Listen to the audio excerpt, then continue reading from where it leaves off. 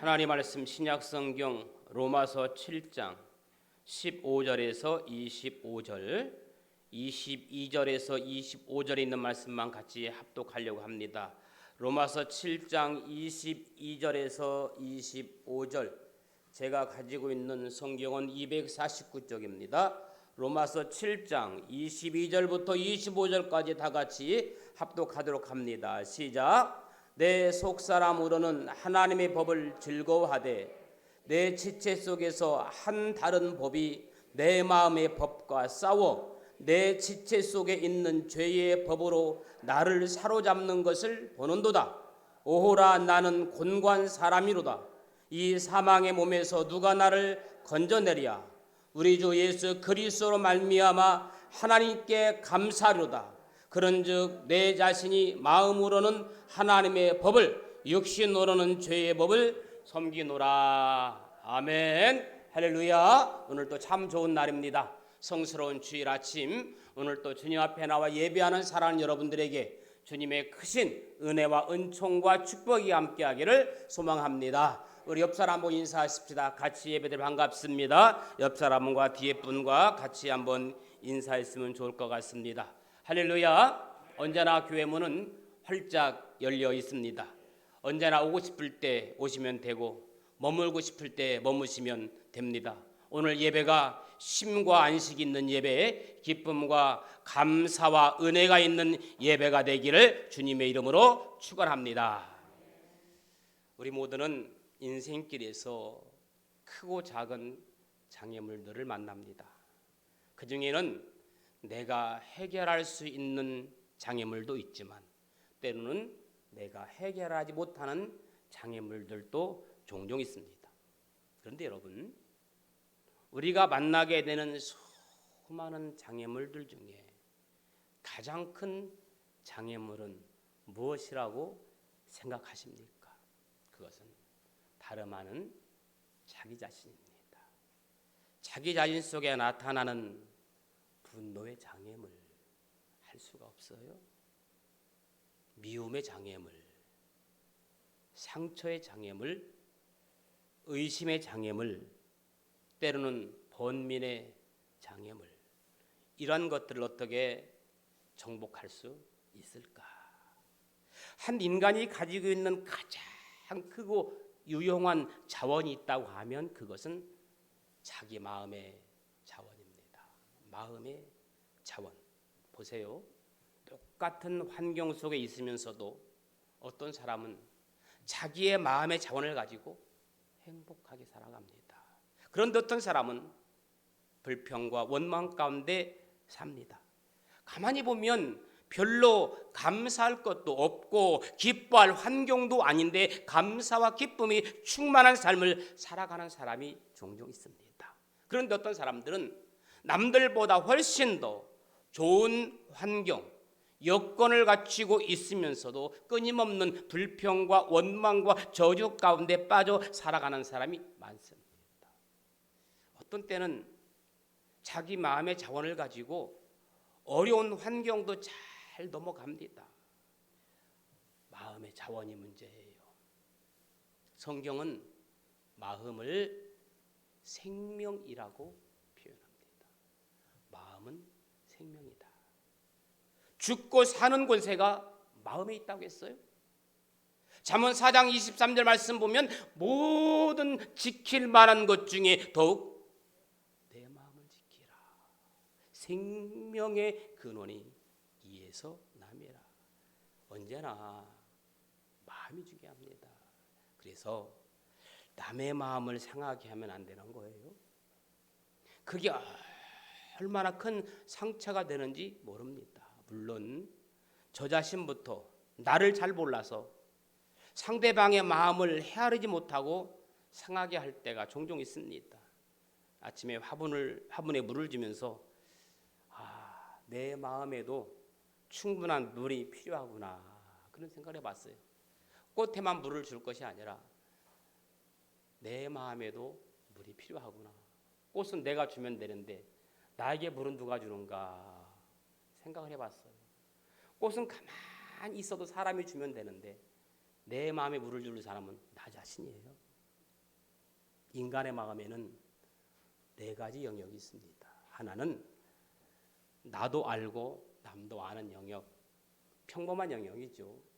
또 하나는 나만 알고 남이 모르는 마음, 이게 묘한 영역입니다.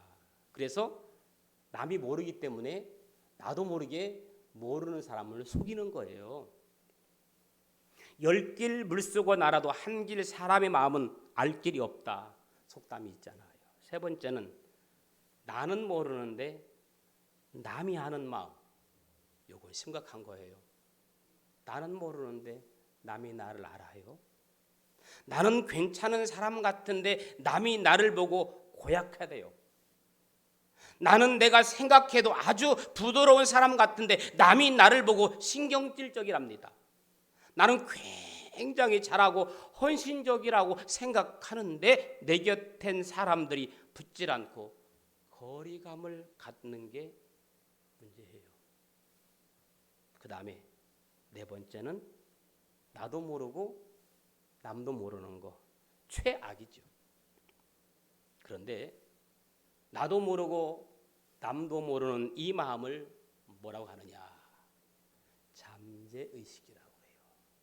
내 안에 자리 잡고 있는 잠재의식. 이 잠재의식이라고 하는 것이 우리 마음의 70%를 차지하고 있답니다. 모든 문제는 바로 아무도 모르는 이 무의식, 잠재의식 속에서 나타나는 게 큰 문제입니다. 기억하십시오. 인생 여정에서 가장 커다란 장애물은 바로 멀리 있는 것이 아니라 내 안에 있어요. 내 안에 또 다른 내가 지금 울고 있습니다. 오늘 로마서 7장에는 사도 바울은 진솔하게 인간 실존의 두 가지 모순을 탄식하고 있습니다. 사람의 내면에는 두 세계가 공존합니다. 악함과 선함, 죄성과 영성. 철학에서 말하듯이 인간의 내면에는 성선설과 성악설, 불의와 정의, 위선과 진실, 음과 양, 두 세계가 공존합니다. 그래서 로마서 7장은 한마디로 내 마음의 보고서라고 압축할 수 있습니다. 내 마음 안에는 나도 모르는 또 다른 내가 존재하고 있음을 적나라하게 투영해주고 있습니다.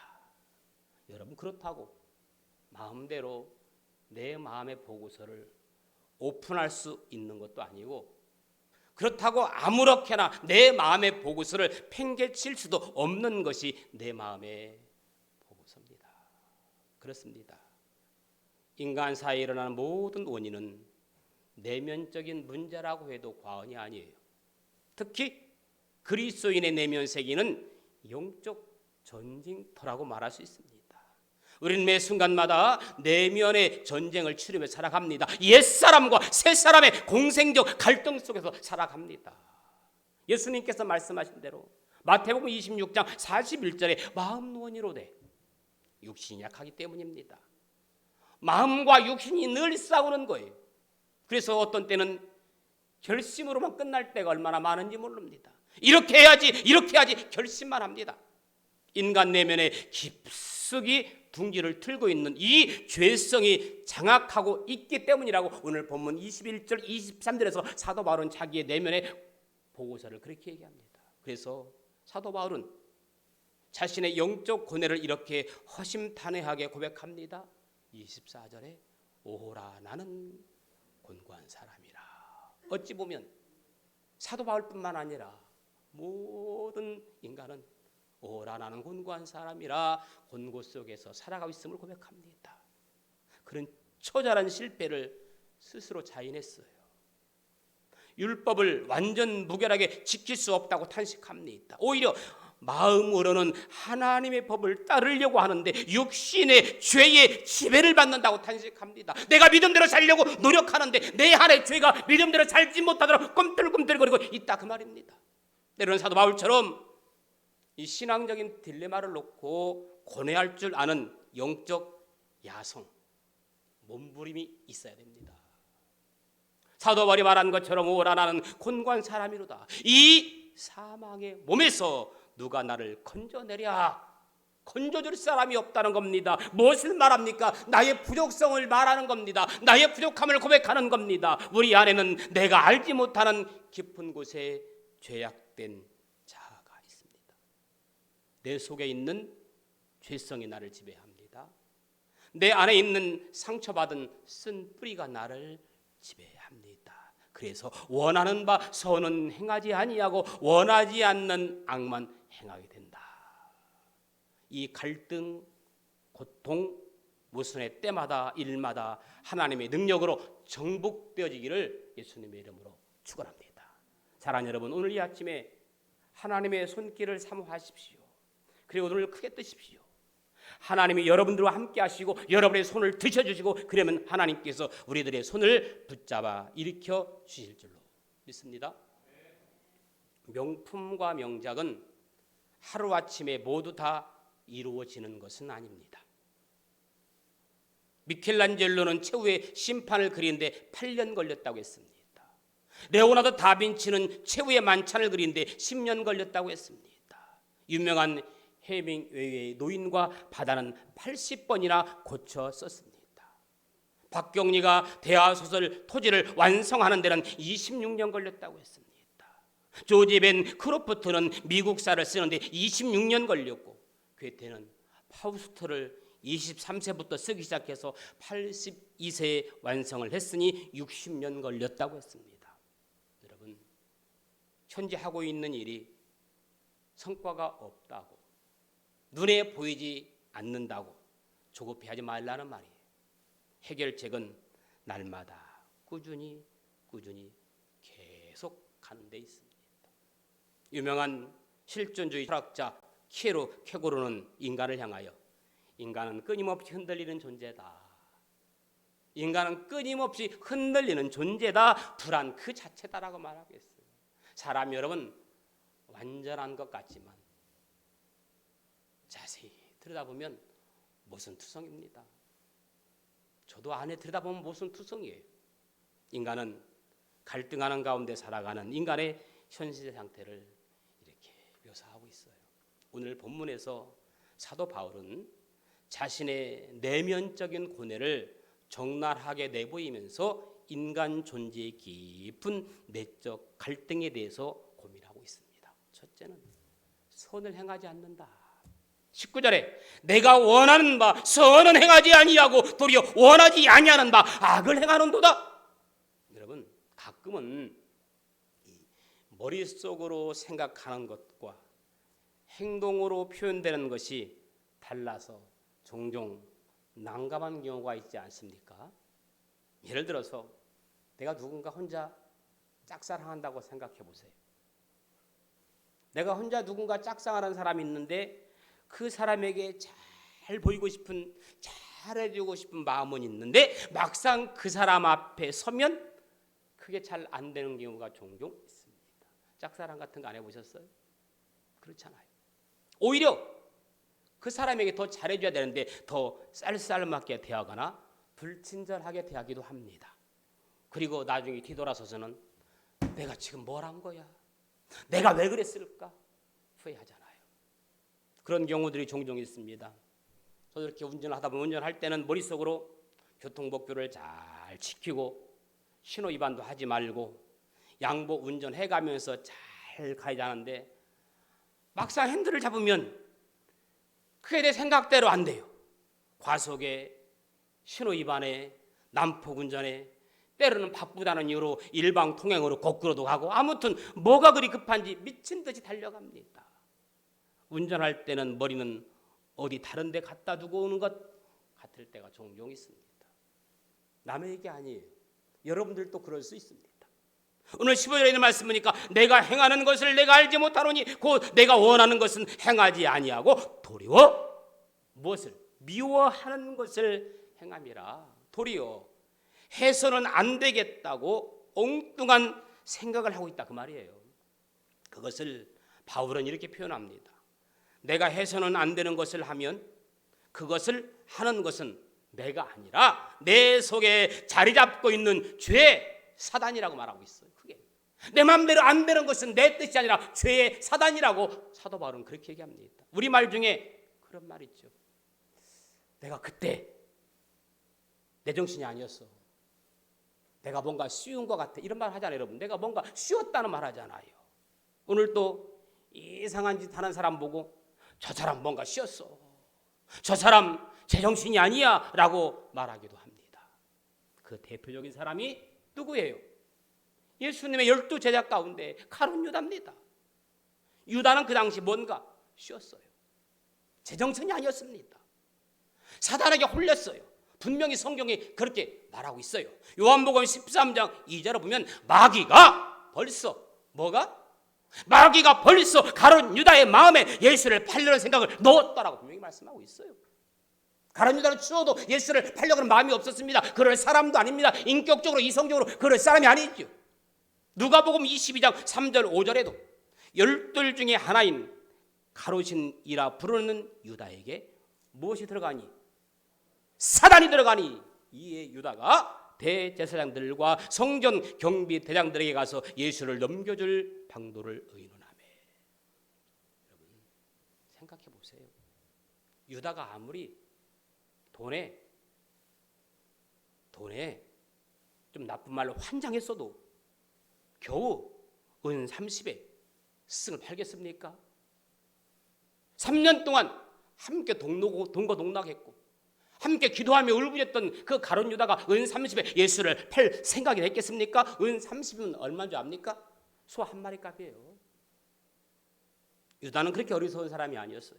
그런데 유다는 스승을 팔고 겨우 은 30을 받았다? 이해가 안 됩니다. 초대 사람들은 너무 충격을 받은 나머지 유다가 뭔가 쉬었다라고 말했습니다. 그리고 유다가 얼마 후에 정신을 차리고 보니 자신이 엄청난 짓을 저지른 것을 알게 됩니다. 이제는 후회해봤자 수고했어요. 이제는 수습이 불가능합니다. 여러분 어떤 일이 있을 때 수습할 수 있는 게 있고 수습할 수 없는 일이 있더라고요. 엎질러진 물 다시 부어 담을 수 없는 것처럼 가룟 유다는 수습할 일이 없었어요. 그때 정신이 돌아온 유다, 양심의 심한 가책을 받고 자살했다고 성경 나오잖아요. 여기서 오늘 우리를 살아가는 현대인들에게 중요한 질문을 하나 던집니다. 그것은 세상에는 배반자가 유다뿐이 아니다. 오늘 또 이 유다들이 세상에 얼마나 많은지 모른다는 이야기입니다.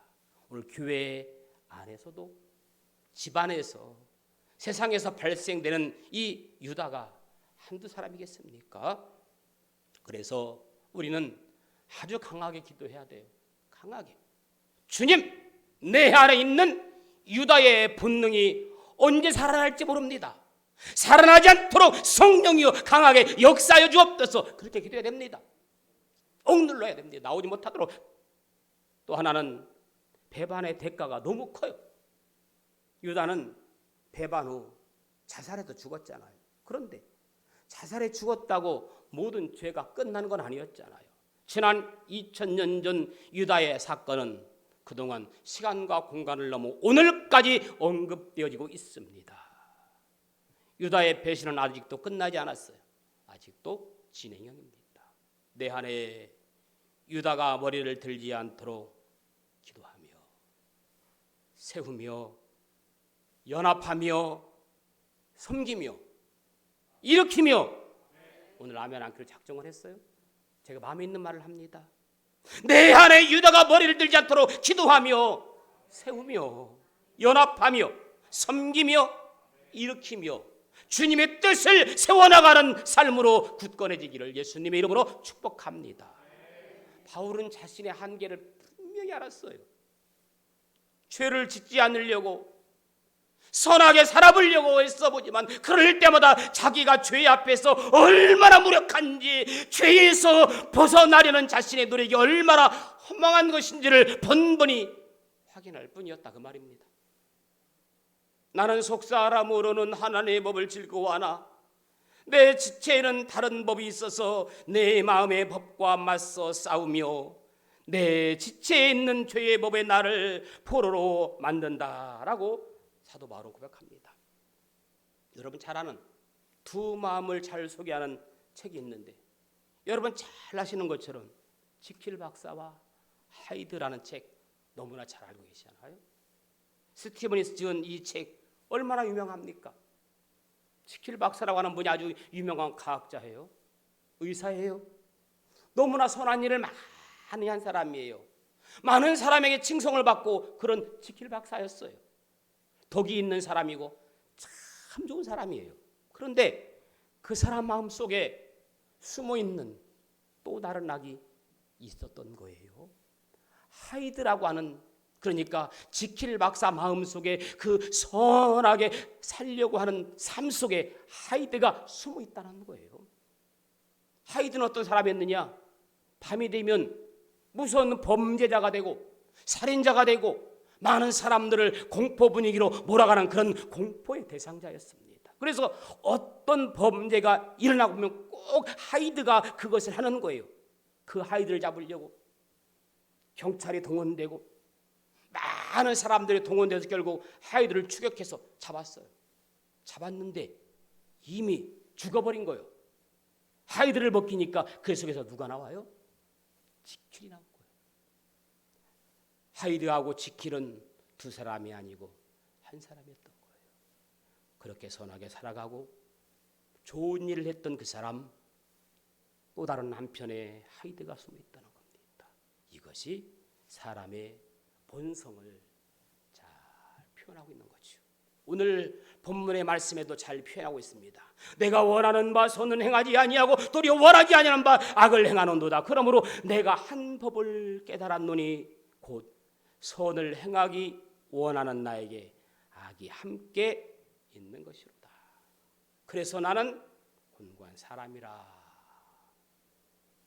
오늘 모든 사람의 마음속에 이방인이 되었든 유대인이 되었든 모든 사람의 마음속에는 선과 악이 함께 공존하고 있다는 겁니다. 결국은 그 선보다 악이 강해서 그 악이 선한 마음을 삼켜버리는 거예요. 결국 그 사람이 평생토록 악한 일을 행하도록 만들어버리는 거예요. 그래서 우리 인생은 다 하나님 만나기 전에는, 예수 만나기 전에는 공고한 인생이에요. 누구든지 다 예수 안에 새 생명을 누리지 아니하면 이 모든 곤고한 속에서 살아가고 있다는 겁니다. 오늘 이 아침에 공고한 내 영혼 속에 예수 그리스도의 참된 평안을 누림으로 말미암아 선을 행하려고 노력하는 저와 여러분들 되기를 주님의 이름으로 축원합니다. 우리 한번 23절 읽어보실까요? 23절 다 같이 시작.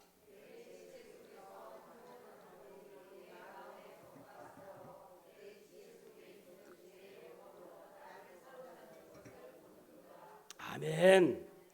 내 지체 속에서 한 다른 법이 내 마음의 법과 싸워 내 지체 속에 있는 죄의 법으로 나를 사로잡는 것을 보는도다. 싸움만 하고 있어요. 싸움만. 여러분, 인간 내부의 선과 악의 갈등을 바울만큼 실감나게 묘사한 사람도 없을 것입니다. 인간의 속사람이 하나님의 법을 즐거워하지만 자기 양심의 법과 죄의 법이 늘 자신을 죄 아래로 굴복하게 한다고 말하고 있습니다. 바울은 일찍이 모든 율법을 통달한 사람이에요. 바울은 인간을 지배하는 세 종류의 법을 언급하고 있는데 첫째는 하나님의 법을 말하고 있어요. 이 법은 의롭고 선하고 거룩하고 신령합니다. 이 하나님의 법은 우리 밖에 혹은 우리 위에 있다고 말합니다. 두 번째는 마음의 법을 말하고 있어요. 하나님의 법이 우리의 위와 밖에서 우리에게 요구하는 반면 마음의 법은 내 안에 있는 거예요. 우리 안에 있는 이 법은 하나님의 법과 부합되고 그 요구에 반응하여 그 법을 지키려고 노력합니다. 세 번째는 죄와 사망의 법을 말하고 있습니다. 죄의 법은 우리의 타락된 몸인 육신의 지체 안에 있다고 17절, 18절, 20절, 23절 계속 읽어보면 우리의 죄의 법을 말하고 있어요. 그 법은 언제든지 마음의 법과 싸워서 사람을 사로잡는다라고 23절에 말하고 있거든요. 그래서 법대로만 행하면 하나님의 뜻을 어김없이 다 지키는 것이라고 믿었던 바울입니다. 법대로만 살면 여러분 법을 좋아하는 사람 없어요. 언제나 법을 이야기하면 사람은 그때부터 피곤해지는 거예요.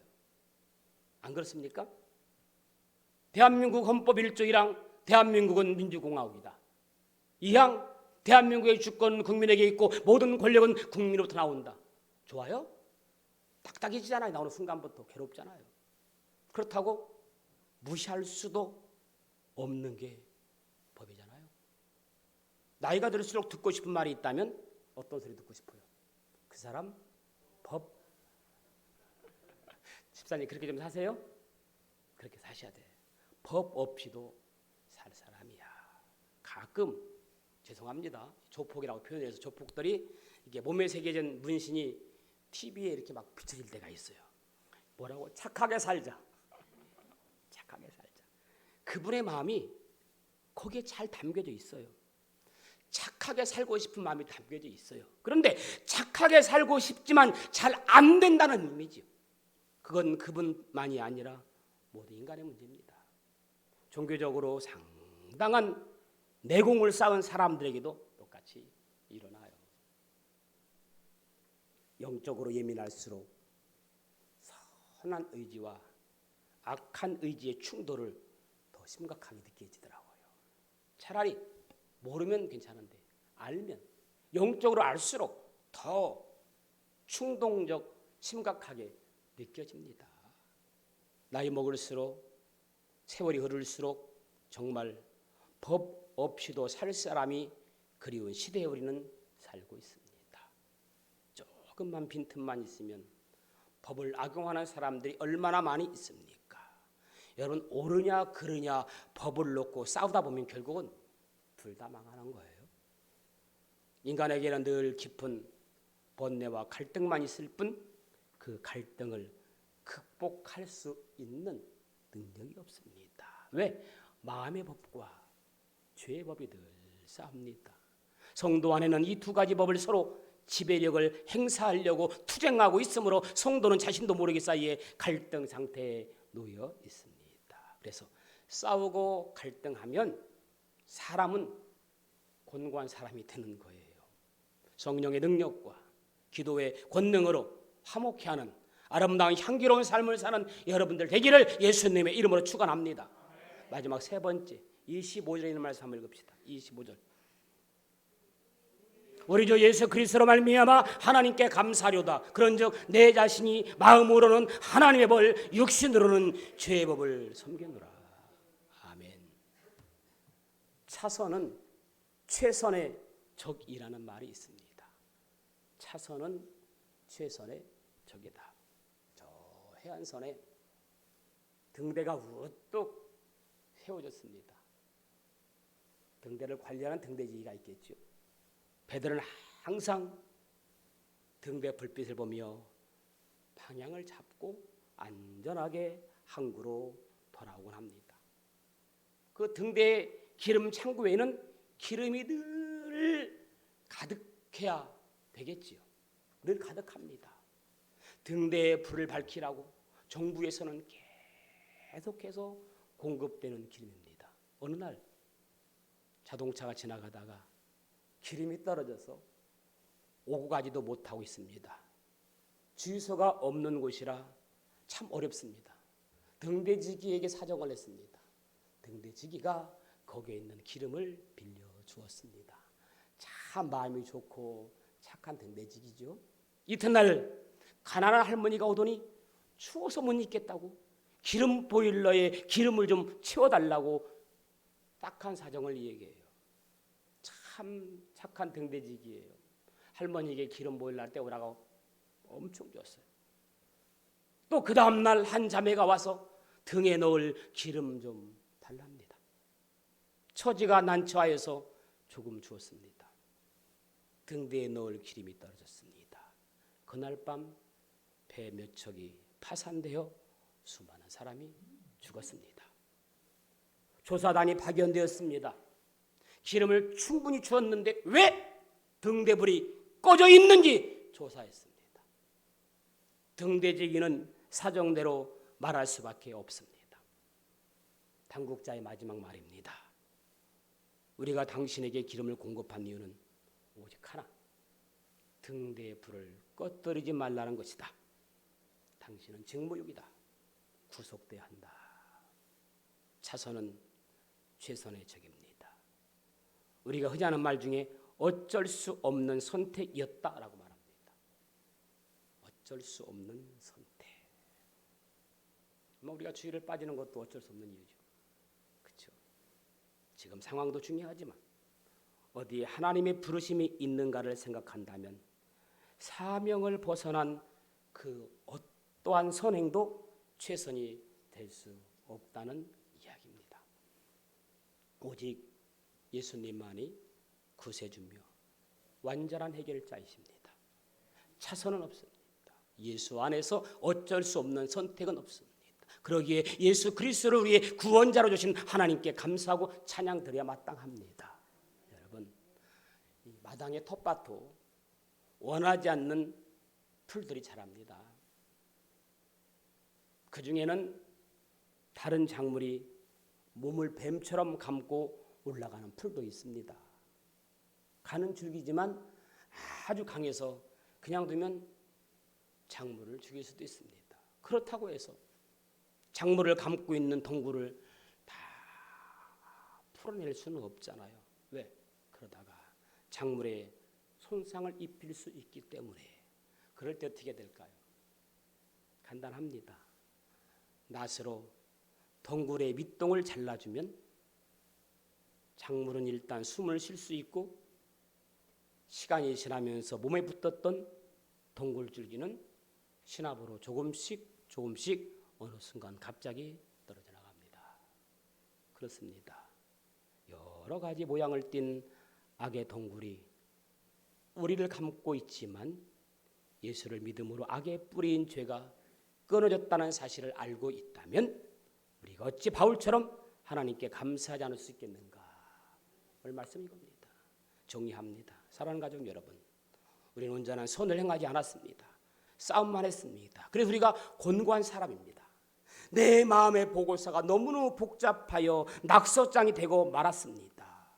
사람은 미움의 대상이 아니라 사랑의 대상일 뿐이라고 말하고 있어요.